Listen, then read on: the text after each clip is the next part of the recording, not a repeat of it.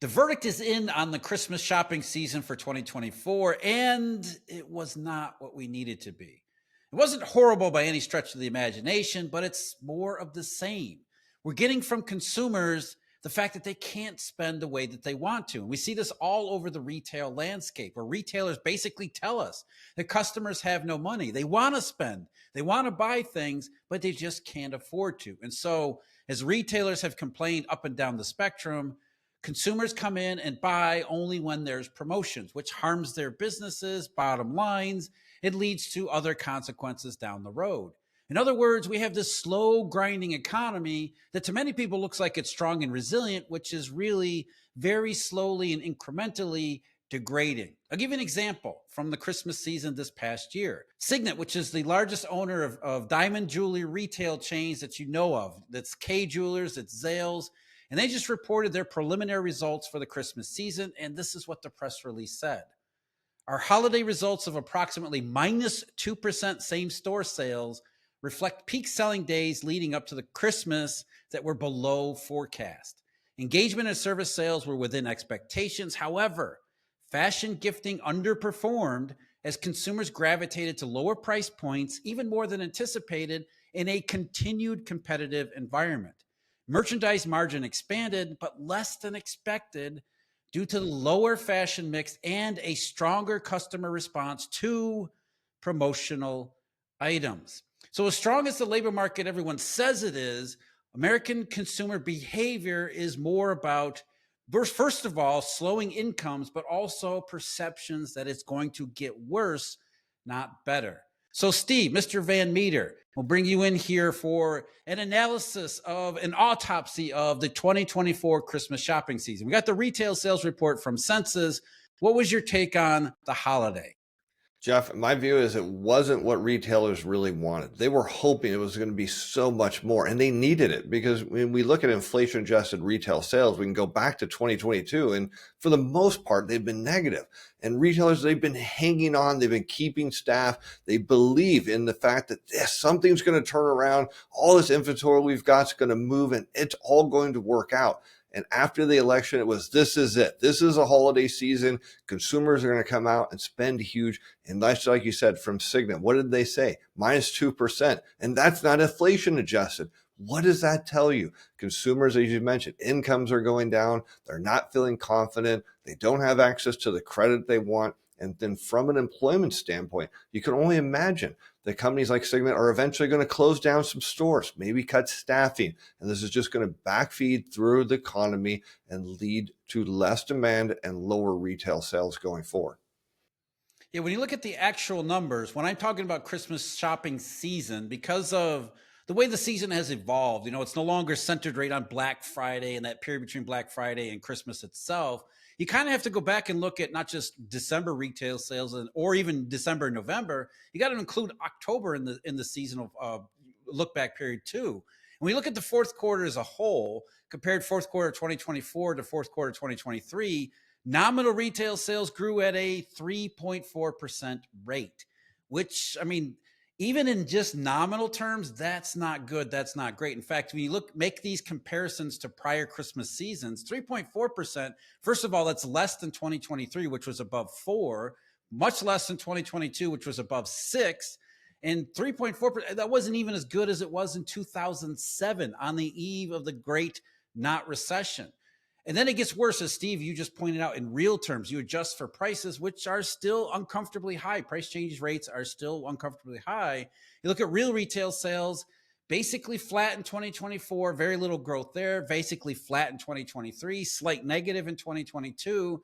You normally don't see this limited growth in real retail sales, especially during the Christmas holiday period, outside of recessions. So we're comparing the last couple Christmases to some of the worst economic cases of the 21st century, which just goes to show that everything that Signet, the retailer, was the jewelry retailer, was saying, that's what we see in the government's numbers as well. 3.4% nominal, not really good. And Steve, as you said, it's not enough for retailers they were definitely hoping. They didn't come out with predictions saying this, but they were definitely hoping to get a real burst of spending this year, and it just didn't happen.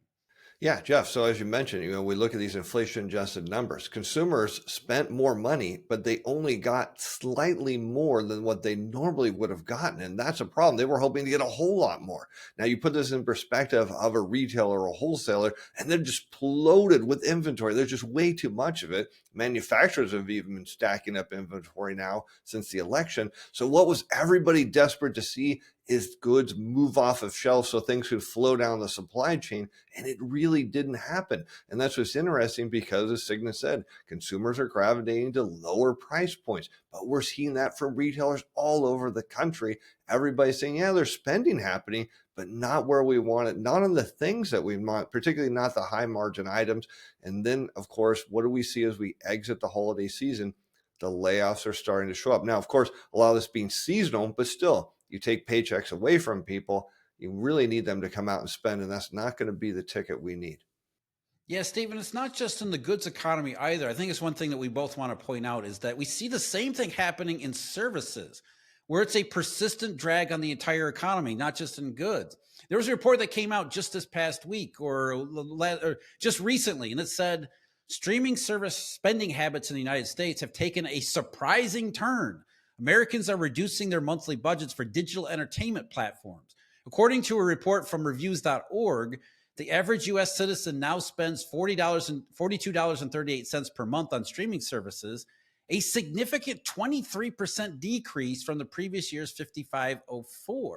And this shift reflects a growing trend of budget conscious consumers reassessing their entertainment expenses. Many are opting for cheaper ad supported tiers or reducing the number of subscriptions that they maintain. And so the average American now subscribes to about 2.9 streaming services each month, indicating a more selective approach to content consumption. And you and I both know that's not voluntary. What that says is Americans love to spend on streaming services. They love to buy goods and services. They would dearly like to do more of that. They're being constrained by their lack of income growth. And by lack of income growth, I mean incomes are growing, but not nearly enough to make up for price changes. So they're feeling poor because they have to do more with less. So they have to spend more nominally to get less stuff. As Steve, you were saying with the retail sales and the nominal versus real, it's a very real problem, pun intended here, for both goods and services. Americans want to spend and they will spend, but they can't spend. Yeah, Jeff, and that's interesting. You say, like, well, what's maybe $10 to $15? Well, it's enough that people did make that change. And that's interesting because something else that showed up in the retail sales data that really gives you a pulse of the consumer was restaurant spending. Now, we know that when people really feel good about their finances, what's a great fun thing to do? Well, to go out to eat. And what did we see? A decline there as well. So people are eating out less. But what's interesting, particularly around where I'm at here in Orlando, there's just a massive amount of restaurants. And what do you hear on a lot of these Facebook groups? Hey, another restaurant just closed. Oh, another business, and they couldn't keep it going. Last weekend, my girlfriend and I went out to dinner, and one of the concerns we had, one of our favorite restaurants on a Saturday night, there was hardly anybody there. And we're wondering, are they going to last? So we're seeing, a lot of businesses look to now consolidate locations, get rid of locations, because like you said, people want to spend. They want to go out to eat. They want to, subscribe to streaming services. They want to buy goods. They don't have the money. And it's a big problem for our economy. Yeah, isn't part of the problem with interpretation and analysis, Stephen, you run into this as much as I do, is that it isn't happening all at once. It's like a slow drip of negative developments in news, right? It's not like in any recession that most people, when they have it in their mind what a recession is, it's okay, this restaurant closes and this store closes and everybody closes at the same time. What's been unusual about this cycle, and it's still the downside of the cycle, is that you get, okay, one restaurant over here will close, another one over here, maybe they cut some of their hours or they don't hire anybody, and then nothing much happens, and then maybe a month later another one will close. It's this long, prolonged, protracted process that is being driven by the fact, again, we come back to the original problem here.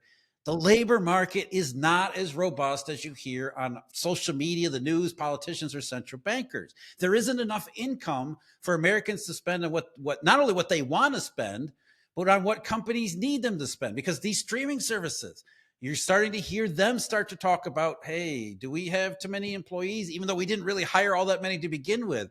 Do we need to start cutting back on our businesses too? And they don't do it all at once either. So there'll be a hiring freeze at these streaming platforms, along with, K Jeweler's going to close a couple locations. And then a couple months later, there might be more hiring freezes and maybe some more locations that are closed. It doesn't look like the traditional recession, but it has all of the same ingredients, and they're all still there, still doing the same things. Yeah, absolutely, Jeff. And then you even see from big companies, like what did we hear from Meta? Zuck came out and said, "Hey, I'm going to Yeah, cut we got to get rid of 5%." people, right? We got too many. We got too many. But you think about, the knock-on effects of that. Maybe, Amazon hears that he's laying off and they think, well, maybe we should cut some of our people. So you hear other companies are going to look to what the big leaders are and say, hey, maybe they know something that I don't know. But you're right. It's just a little bit happening here, a little bit happening there. And this week we got some interesting data from the labor market. And what it said was that wage growth had dropped to 1% year over year. Now, if that is true, it hasn't shown up broadly in the economy yet, but maybe that could be a reason why we've seen an uptick in layoffs. Question, of course, I have, Jeff, is we know seasonally, yes, people are going to be losing their job around this time. But if that trend doesn't change in the weeks to come, it's telling us very clearly that businesses, all that optimism, that pent up belief that things were going to change has been dashed. Yeah, and it's been dashed to the point that employers don't want to hire. I mean, again, we keep coming back to the same big problem that's behind everything, is that absolutely no one is hiring. So if you get through this, we have a regular labor market churn. There's always people losing their job. There's always layoffs.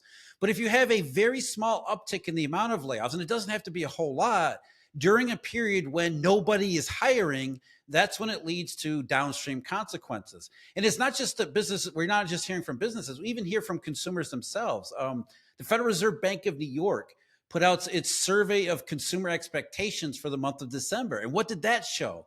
It said that consumers themselves were saying, we are deathly afraid if we lose our job, we will not be able to find one. The job finding probability rate from that survey fell to 50.24%, which is not only the lowest of the cycle, it's not that far off from the pandemic lows. It's nothing like what you would see in a healthy economy.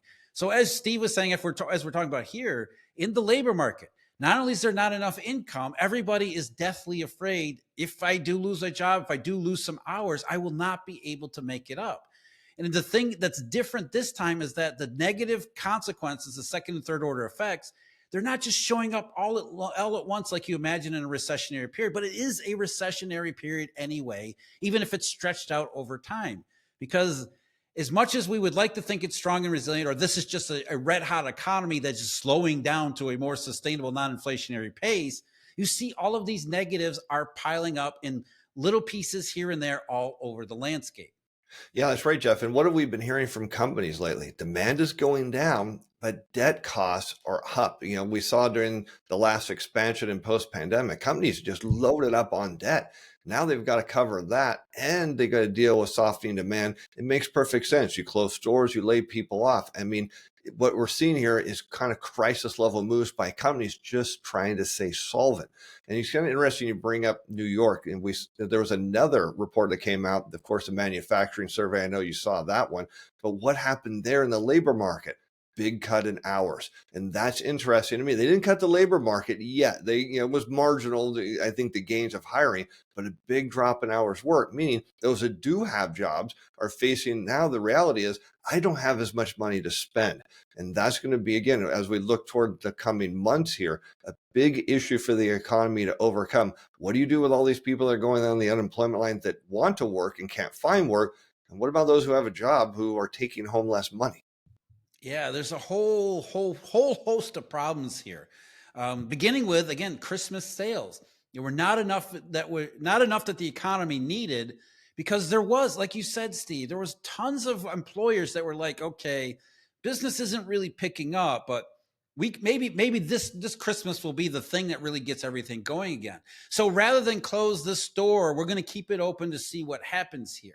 And then these sales come in and consumers only want to buy the promotional goods, and they don't want to buy any of the higher margin stuff. And it just reinforces and compounds all the same problems. It just gets back to the labor market. First of all, it's just a self-feeding process. You have lack of spending that leads to employers cut back on employment, therefore incomes that they're paying out, which leads to lack of spending, which leads to, and on and on and on we go.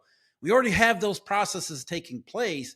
The difference that we're seeing is that speed is agonizingly slow, and a lot of employers themselves are just, they seem to be hanging in, just waiting for that magic fix, no matter what it can be. And it's, the last one didn't work, I'll just hang on. Okay, maybe this time it'll be rate cuts, or this time it'll be something different. But as time goes on, more and more of them throw in the towel, like we're seeing with restaurants, as well as some of these retail companies. So, Jeff, what you're saying is this is what we're seeing is when optimism meets reality. Because what have we seen from small business surveys? Optimism through the roof, just surging higher that, hey, things can only get better. We're going to hire and hire big. You wait and see. And then reality shows up of, oh, sales are declining. Sales are flat. Foot traffic is down. And that's a problem because these small businesses have been hanging on and hanging on. It's not, like you said, not just small ones. You have Signet, big retailer of jewelry, and they're facing issues. But it's a lot of these small businesses, as you and I know, very marginal in their finances. They don't have, banks on tap to just loan them, hundreds of millions of dollars. They're in a position where if things don't turn around, it's not just layoffs. I think a lot of them are just be closing their doors. Yeah, that's us down the road. Ultimately, the real downside to all of this, and that's, as sad as it is, we're a couple years into this thing. That's still the trajectory the economy is taking, and you can see that in retail sales for the Christmas season.